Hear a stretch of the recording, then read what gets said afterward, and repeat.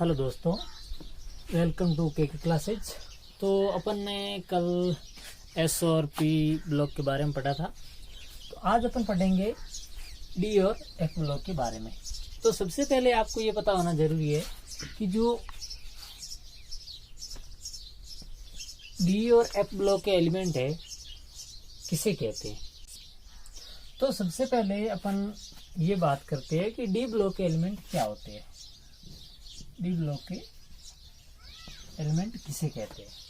तो D block के element वो एलिमेंट होते हैं जिनका जो अंतिम इलेक्ट्रॉन होता है, यानी कि जो संयोजकता कोष में पाया जाने वाला इलेक्ट्रॉन होता है या फिर संयोजी इलेक्ट्रॉन होता है, वो यदि डी उपकोष में भरा जाए, यानी कि वो इलेक्ट्रॉन यदि डी उपकोष में जा रहा है तो उन्हें अपन डी ब्लॉक के एलिमेंट कहते हैं। और एफ ब्लॉक के एलिमेंट क्या होते हैं कि वो एलिमेंट जिनका अंतिम इलेक्ट्रॉन है, यानी कि संयोजी इलेक्ट्रॉन है, वो एफ उपकोष में भरा जाए तो उसे अपन एफ ब्लॉक के एलिमेंट कहते हैं। अब डी ब्लॉक के एलिमेंट का जो सामान्य इलेक्ट्रॉनिक विन्यास होता है वो होता है n माइनस डी 1 से 10, यानी कि इनमें जो भी इलेक्ट्रॉन पाए जाएंगे उनका अपन इलेक्ट्रॉनिक विन्यास देखें तो वो इलेक्ट्रॉनिक विन्यास होगा n माइनस 1, यानी n हो गया मुख्य क्वांटम संख्या और उसमें से एक कम होगा, और d है जो 1 से 10, यानी कि पहला जो डी ब्लॉक एलिमेंट वाला वर्ग है उसका जो सामान्य इलेक्ट्रॉनिक विन्यास होगा n माइनस 1 d1 होगा, और जो अंतिम होगा वो होगा d10। ठीक है। अब आप देखते हैं कि डी ब्लॉक के एलिमेंट कहां से कहां तक होते हैं। तो डी ब्लॉक के एलिमेंट होते हैं 3rd बी से 7th बी तक। ये तो है इसके 1 2 3 4 5 ग्रुप है डी ब्लॉक के। फिर जो 8th है उसमें 3 ग्रुप आते हैं। फिर 1st बी और 2nd बी वाला जो 2 ग्रुप है वो भी डी ब्लॉक में आते हैं, यानी कि कुल मिलाकर इसमें कितने ग्रुप हो गए, एक 3rd बी वाला, दूसरा 4th बी, तीसरा 5वां बी, और जो चौथा है वो होगा 6th बी, 5वां होगा 7th बी, 6ठा 7वां 8वां ये तीनों है जो 8th में आ जाएंगे, और 9वां और 10वां है जो 1st बी और 2nd बी में आ जाएंगे। यानी कि आप देखते हैं कि जो डी ब्लॉक में कुल मिलाकर कितने वर्ग आ रहे हैं, 10 वर्ग आ रहे हैं। ठीक है। तो इन 10 वर्गों में जो फर्स्ट वर्ग है वो है ये वाला स्कैंडियम। ठीक है, स्कैंडियम से शुरू हो रहा है। स्कैंडियम का परमाणु क्रमांक कितना होता है, 21। ठीक है। उसके बाद यूट्रियम का होता है 39, और उसके बाद है लेंथेनम और एक्टिनम। इनका लेंथेनम का 57 और एक्टिनम का होगा 89। तो ये है डी ब्लॉक का फर्स्ट ग्रुप जिसका सामान्य इलेक्ट्रॉनिक विन्यास क्या होगा, ND1। ठीक है, n माइनस 1 और D1। तो ये तो होगा इसका सामान्य इलेक्ट्रॉनिक विन्यास। फिर आएगा कि जो स्कैंडियम है उसका परमाणु क्रमांक कितना होगा, 21। तो यहाँ से अपन जब स्कैंडियम से यूट्रियम और लेंथेनम और एक्टिनम की तरफ जाते हैं तो आप देखते हैं कि परमाणु क्रमांक में बढ़ोतरी हो रही है, लेकिन इनका जो सामान्य गुण है वो समान है। यानी कि यदि अपन परमाणु क्रमांक के बढ़ते क्रम में व्यवस्थित कर रहे हैं तो एक निश्चित अंतराल, यानी कि इतने तत्वों के बाद इन दोनों का जो प्रॉपर्टीज है वो सेम हो रही है। यानी कि परमाणु जो तत्वों के गुणधर्म होते हैं वो परमाणु क्रमांक के आवर्ती फलन है। तो ये कहा था आपने, किसने कहा था, हेनरी मोजले ने कहा था। वो बात अपने यहाँ राइट हो रही है। फिर इसका अपन यदि देखें कि जो सामान्य इलेक्ट्रॉन विन्यास क्या होगा, n-1 और D1। फिर आता है 4th बी जो कि डी ब्लॉक के दूसरे ग्रुप के तत्व होंगे। वो होंगे टाइटेनियम, जिरकोनियम, हैफनियम और रदरफोर्डियम। तो यहाँ पे भी आप देखते हैं कि जो डी ब्लॉक का फर्स्ट ग्रुप है उसमें कितने तत्व आ रहे हैं, 1 2 3 4 तत्व है, यानी कि 4 एलिमेंट है जो 3rd बी में आ रही है, और ये है जो डी ब्लॉक के फर्स्ट ग्रुप के एलिमेंट है। इसी प्रकार जब अपन डी ब्लॉक के 2nd ग्रुप यानी कि आवर्त सारणी का जो 4th बी ग्रुप है वो अपन डी ब्लॉक के 2nd ग्रुप में उसको कंसिडर करते हैं। उसमें भी कितने 4 एलिमेंट है, कौन कौन से, टाइटेनियम, जिरकोनियम, हैफनियम और रदरफोर्डियम। अब अपन देखते हैं कि इनका जो सामान्य इलेक्ट्रॉनिक विन्यास होगा वो क्या होगा, n-1 और D2। तो ये होगा इसका सामान्य इलेक्ट्रॉनिक विन्यास। अब अपन देखते हैं कि जो इन दोनों में आप देखना कि जो जैसे अपन यूट्रियम से जिरकोनियम पहले अपन देखते स्कैंडियम से टाइटेनियम में जा रहे हैं, तो इनका जो परमाणु क्रमांक है वो यूनिट बाय बढ़ रहा है। यानी कि इसका यदि 20 इसका स्कैंडियम का 21 है तो टाइटेनियम का 22 है, और यूट्रियम का 39 है तो जिरकोनियम का 40 है।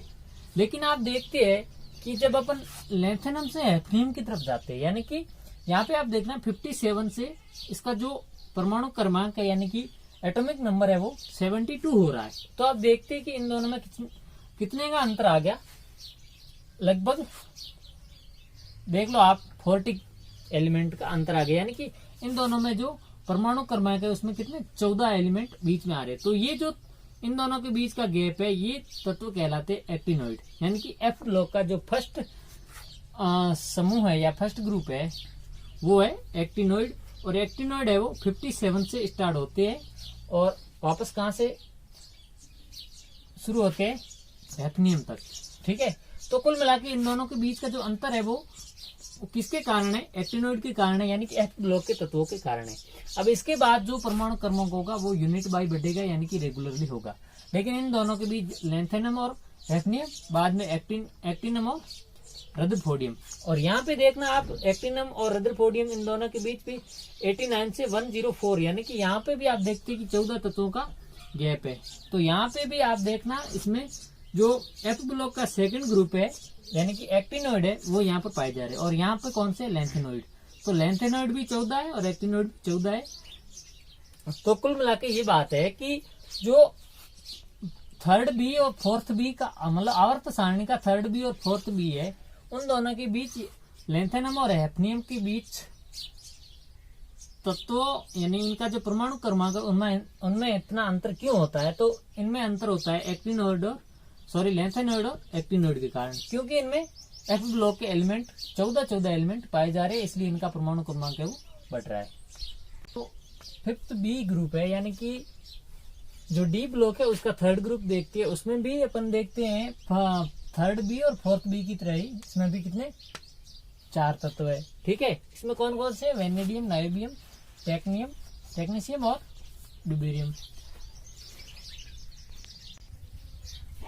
तो इसमें देखते हैं आपकी जो वेनेडियम है वो 23 पे आ रहा है। ठीक है, और जो नायोबियम है वो 41 पे आ रहा है, और जो टेंटेलियम है वो 73 पे आ रहा है, और जो ड्यूबेरियम है वो 105 पे आ रहा है।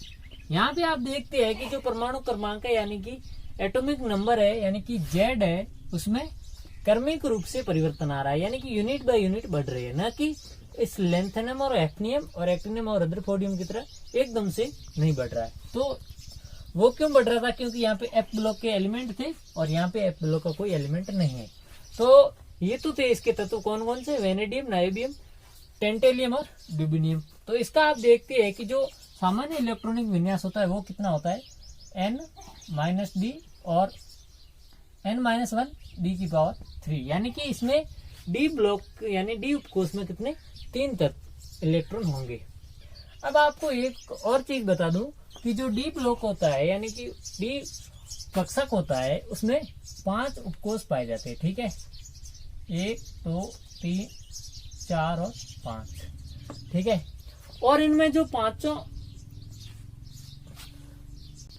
अब मैंने कल आपको बता दिया था कि एक उपकोष में कितना अपन पहले एक इलेक्ट्रॉन भरेंगे, फिर दूसरा, फिर तीसरा, फिर चौथा, फिर पांचवा, फिर छठा, सातवां, आठवां, नौवां और 10वां। कुल मिला के आप देखते हैं डी ब्लॉक में कितने 10 इलेक्ट्रॉन भरे जाते हैं। तो इसका जो सामान्य इलेक्ट्रॉनिक विन्यास है उसमें भी अधिकतम कितने 10 इलेक्ट्रॉन आ रहे हैं। तो ये तो था इसका सामान्य इलेक्ट्रॉनिक विन्यास के बारे में। अब आप ये पता लगा सकते हैं कि जो इसका थर्ड ग्रुप होगा डी ब्लॉक का, उसके जो सामान्य इलेक्ट्रॉनिक विन्यास होगा वो D3 होगा। तो उसमें अपन इलेक्ट्रॉन कैसे भरेंगे, तो उसमें इलेक्ट्रॉन भरने का साधारण सा नियम ये है कि अपन जैसे ये 1 2 3 4 5, ठीक है, जैसे ये उपकोष है, ठीक है, तो इसमें अपन यूं नहीं कि पहले एक यहाँ भर दिया, दूसरा यहाँ, तीसरा यहाँ, फिर कहीं पे भी ऐसे नहीं भर सकते, अपन इसको रेगुलरली भरेंगे। ठीक है, तो ये इलेक्ट्रॉन भरने के नियम होते हैं। तो फिर इसका अपन सामान्य इलेक्ट्रॉनिक विन्यास देखें तो क्या होगा, n-1 d⁻3। इसी प्रकार अब अपन पढ़ते हैं आगे की ओर 6th बी, यानी कि डी ब्लॉक का 4th ग्रुप और आवर्त सारणी का 4th बी ग्रुप, नहीं सॉरी 6th बी ग्रुप।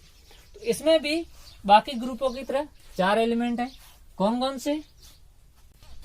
तो इसमें भी आप देखते हैं कितने 4 एलिमेंट है। कौन कौन से? क्रोमियम, मोलिब्डेनम, टंगस्टन और सिसोजियम। यहाँ आपको W लिखा हुआ है, इसका मतलब ये टंगस्टन है। और आप देखते हैं कि इसका जो क्रोमियम का एटॉमिक नंबर कितना होगा, 24, मोलिब्डेनम का होगा 42, टंगस्टन का होगा 74 और सिसोजियम का होगा 106।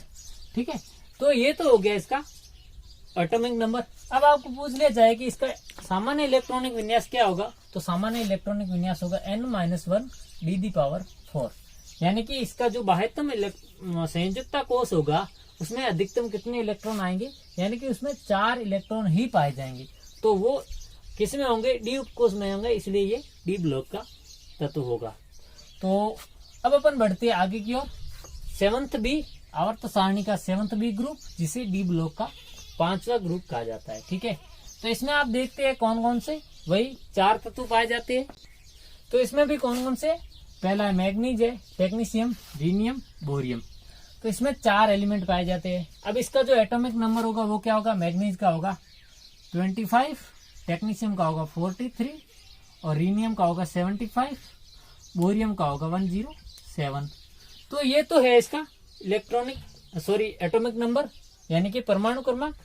अब आप देख रहे हैं कि जैसे जैसे अपन बाएं से दाएं और जा रहे हैं, यानी कि लेफ्ट टू राइट जा रही है, तो इसमें जो एटॉमिक नंबर है उसमें वृद्धि हो रही है। ठीक है, और चूंकि आप देख रहे हैं कि इतने यहां से यदि अपन मैग्नीज से चलें, यानी कि 25 एटॉमिक नंबर से अपन चलें और यदि वापस 43 पे आ रही है, तो 25 और 43 जो दोनों एलिमेंट है उनकी जो प्रॉपर्टीज है उनमें आवर्तिता पाई जाती है, उनकी समानता पाई जाती है। तो ये था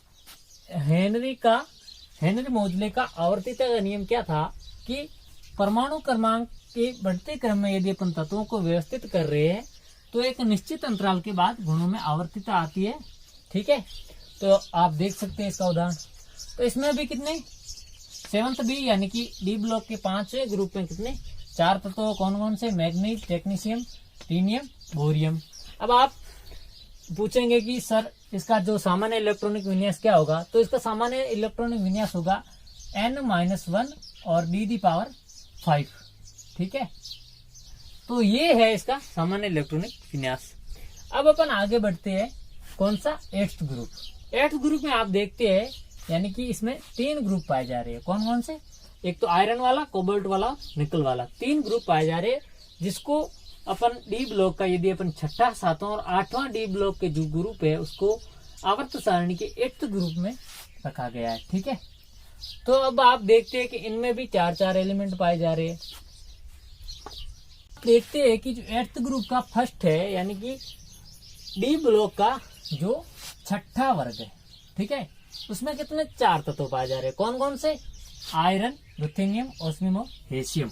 ठीक है, अब आप देखते हैं कि जो इसका परमाणु क्रमांक है, यानी कि एटॉमिक नंबर है, वो कितना होगा। तो वो एटॉमिक नंबर आप देख सकते हैं कि जो मैग्नीज के बाद, यानी मैग्नीज कितने 25 के, तो आयरन कितना होगा 26, रुथेनियम कितना होगा 44, ओस्मियम कितना होगा 76। देखते हैं कि अपन 8th ग्रुप ले रहे हैं। ठीक है, 8th ग्रुप यानी डी ब्लॉक का 6ठा ग्रुप, इसमें कौन कौन से, आयरन, रुथेनियम, ओस्मियम, हेरेसियम तत्व पाए जा रही है। तो इसका आप देखते हैं कि एटॉमिक नंबर क्या होगा, आयरन का होगा 26, रुथेनियम का 44, ओस्मियम का 76 और जो हेसियम है उसका होगा 108, यानी कि 108। तो ये जो 4 तत्व है ये किसमें पाए जा रहे हैं, 8th ग्रुप या आवर्त सारणी का 8th ग्रुप या फिर डी ब्लॉक के 6ठे ग्रुप में पाए जा रहे हैं। इसका सामान्य इलेक्ट्रॉनिक विन्यास क्या होगा, n-1 d⁻6। ठीक है, तो ये है 6ठा ग्रुप, यानी कि 8वां ग्रुप, और डी ब्लॉक का अपन 6ठा ग्रुप कह सकते हैं। अब अपन आते हैं 8वें ग्रुप का 2nd या फिर डी ब्लॉक का 7वां ग्रुप। तो इसमें 7वां ग्रुप है, इसका मतलब डी में कितने 7 इलेक्ट्रॉन पाए जाएंगे। अब आप ये सोच रहे होंगे कि अपन इसको भरेंगे कैसे। अब आप देखते हैं कि अगला जो ग्रुप है उसमें भी बाकी ग्रुपों की तरह 4 एलिमेंट पाए जा रहे हैं और ये डी ब्लॉक का 7वां ग्रुप है। तो इसका सीधी सी बात है 7वां ग्रुप है तो इसका सामान्य इलेक्ट्रॉनिक विन्यास क्या होगा, n-1 और d दी पावर 7 यानी कि डी कक्षा के मुद्दे 7 इलेक्ट्रॉन पाए जा रहे हैं। तो इसका जो एलिमेंट है वो कौन कौन से एलिमेंट होंगे, पहला होगा कोबाल्ट, रोडियम, इरिडियम और मेटनेरियम। ठीक है, तो कोबाल्ट कितने नंबर पे आ रहा है, 27 पे, और रोडियम होगा 45, इरिडियम होगा 77 और मेटनेरियम होगा 109। तो ये था 8th ग्रुप का बी यानी 8th ग्रुप का 2nd ग्रुप और डी ब्लॉक का 7th ग्रुप। ठीक है, अब अपन देखते हैं कि 8th ग्रुप का लास्ट ग्रुप है या फिर 8th ग्रुप वाला जो लास्ट ग्रुप है यानी कि 3rd ग्रुप, या फिर अपन कह सकते हैं डी ग्रुप का 8वां ग्रुप। तो 8वां ग्रुप है, इसका मतलब इसका जो सामान्य इलेक्ट्रॉनिक विन्यास होगा वो क्या होगा, n-1 डी दी पावर 8 यानी कि डी ब्लॉक में कितने इलेक्ट्रॉन पाए जाएंगे, 8 इलेक्ट्रॉन पाए जाएंगे। इसमें कौन कौन से तत्व है वो आप देखिए। इसमें है एक निकल, ठीक है, पैलेडियम, प्लेटिनम, डर्मेस्टिडियम। ठीक है, अब जो निकल है उसका जो एटॉमिक नंबर है यानी परमाणु क्रमांक है वो कितना है, 28, और पैलेडियम है, पैलेडियम आएगा वो आएगा 46 पे, और जो प्लेटिनम है वो है 78, डर्मेस्टिडियम है 110 यानी कि 110 पे। तो ये है 8वां ग्रुप डी ब्लॉक का। तो सीधी सी बात है इसका सामान्य इलेक्ट्रॉनिक विन्यास क्या होगा, n-1 और डी दी पावर 8। ठीक है, तो अब यदि आपको इसका इलेक्ट्रॉन भरने हैं तो कैसे भरोगे, 5 कक्षक है, 5 इलेक्ट्रॉन पहले अपन सिंगल सिंगल भर देते हैं, फिर क्या करते, 3 इलेक्ट्रॉन रहे तो 3 इलेक्ट्रॉनों के पहले फर्स्ट में, फिर सेकंड में, फिर थर्ड में, बाकी वाले 2 सिंगल रहेंगे। तो इस प्रकार से अपन इसको भर सकते हैं। अब आप देखिए अपन डी ब्लॉक का 9th ग्रुप का स्टडी करेंगे यानी कि इसका फर्स्ट बी यानी आवर्त सारणी का जो फर्स्ट बी ग्रुप है उसको अपन डी ब्लॉक का 9th ग्रुप कहते हैं। तो 9th ग्रुप है तो सीधी सी बात है इसका जो सामान्य इलेक्ट्रॉनिक विन्यास क्या होगा, n-1 डी दी पावर 9 यानी कि डी ब्लॉक में कितने 9 इलेक्ट्रॉन होंगे। तो 9 इलेक्ट्रॉन है इसका मतलब 4 तो होंगे डबल और 1 होगा सिंगल। ठीक है, तो इसमें कौन कौन से तत्व है वो अपन देखते हैं।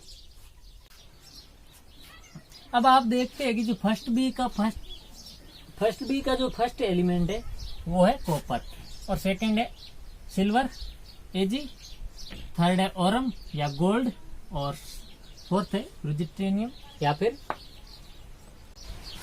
आरजे या रोंटजीनियम। ठीक है, अब अपन इसका परमाणु क्रमांक देखें तो कितना होगा, 29 कॉपर का, सिल्वर का 47, ओरम का 79 और रोंटजीनियम का होगा 111 यानी कि 111। तो ये है आप देख सकते हैं फर्स्ट बी डी ब्लॉक का, मतलब जो फर्स्ट बी ग्रुप है वो किसका, डी ब्लॉक का सदस्य है, इसलिए इसमें जो अंतिम इलेक्ट्रॉन है वो कहाँ भरा जाएगा, डी ब्लॉक में भरा जाएगा। यानी कि तो इसमें कितने अंतिम कोष में यानी संयुक्त कोष में कितने इलेक्ट्रॉन है, 9 इलेक्ट्रॉन है। तो यानी कि इसका कितना सामान्य इलेक्ट्रॉन विन्यास क्या होगा, n-1 डी दी पावर 9। तो अब अपन देखते हैं कि इसमें भी कितने 4 एलिमेंट है। अब आता है सेकंड बी यानी कि डी ब्लॉक का लास्ट ग्रुप, इसमें भी पढ़ते हैं सेकंड बी। ठीक है, तो आप देखते हैं कि सेकंड बी है वो डी ब्लॉक का अंतिम ग्रुप है या लास्ट ग्रुप है, इसलिए इसमें कितने 10 इलेक्ट्रॉन पाए जाएंगे। ठीक है, तो इसका सीधे से मतलब ये हुआ इसका जो सामान्य इलेक्ट्रॉन विन्यास होगा वो क्या होगा, n-1 और डी दी पावर 10 यानी कि डी में कुल कितने इलेक्ट्रॉन होंगे, 10 इलेक्ट्रॉन होंगे। और इसमें कौन कौन से तत्व है, तत्व बात करें तो इसका पहला तत्व है जिंक, कैडमियम, मर्क्यूरी और कॉपर, निकम, यानी कि इसमें भी 4 एलिमेंट है। तो Zn का जो एटॉमिक नंबर है वो कितना होगा, 30, कैडमियम का कितना होगा 48, Hg का कितना होगा 80 और Cn का कितना होगा 112। ठीक है, तो ये थे डी ब्लॉक के एलिमेंट। अब आपको पूछ लिया जाए कि डी ब्लॉक के तत्व कहते किसे है, ठीक है, तो आपको सीधा सा उसका जवाब ये देना है कि वे तत्व या वे एलिमेंट्स जिनका जो अंतिम इलेक्ट्रॉन है यानी कि संयुक्ता कोश में पाए जाने वाले इलेक्ट्रॉन है वो यदि कहाँ आ रहे हैं, डी उपकोश में भरे जा रहे हैं, यानी कि उनका जो अंतिम इलेक्ट्रॉन है वो कहाँ आ रहा है, डी उपकोश में आ रहा है, तो उसको अपन कहते हैं डी ब्लॉक के एलिमेंट। ठीक है, अब ये तो था अपना डी ब्लॉक। अब अपन आगे पढ़ेंगे एफ ब्लॉक के बारे में। अब अपन पढ़ते हैं एफ ब्लॉक के बारे में। अब एफ ब्लॉक के बारे में आपको मैं बता दूं कि एफ में यानी कि एफ ब्लॉक होता है उसमें कितने कुल 7 उपकोष होते हैं। कितने? 7। ठीक है, 1 2 3 4 5 6 7। ठीक है, तो आपको मैंने पहले ही बता दिया कि एक उपकोष में कितने 2 इलेक्ट्रॉन आएंगे, तो 7 में कितने होंगे 14। यानी कि एफ यदि एफ ब्लॉक है तो उसमें कुल यानी मैक्सिमम इलेक्ट्रॉनों की संख्या होगी वो कितनी होगी 14 होगी।